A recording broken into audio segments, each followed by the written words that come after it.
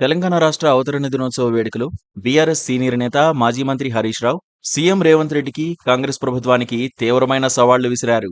రాష్ట్రంలో మహిళలకు 21,000 కోట్ల రూపాయల వడ్డీలేని రుణాలు ఇచ్చినట్లు కాంగ్రెస్ ప్రభుత్వం ఆధారం చూపిస్తే తాను తన ఎమ్మెల్యే పదవికి రాజీనామా చేస్తానని నేరుగా సవాల్ విసరడం రాష్ట్ర రాజకీయాల్లో చర్చనీయాంశమైంది.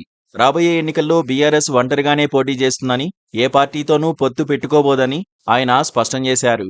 రాష్ట్రంలో ఎప్పుడు ఎన్నికలు జరిగినా 100 సీట్లతో బీఆర్ఎస్ అధికారంలోకి వస్తుందని ధీమా వ్యక్తం చేశారు. తెలంగాణ రాష్ట్ర అవతరణ వేడుకల్లో భాగంగా శాసనమండలి ప్రతిపక్ష నాయకుడు మధుసూదనాచారి, మాజీ మంత్రి సబితా ఇంద్రారెడ్డితో కలిసి హరీష్ రావు తెలంగాణ భవన్లో జాతీయ జెండాతో పాటు బీఆర్ఎస్ పార్టీ జెండాను ఆవిష్కరించారు.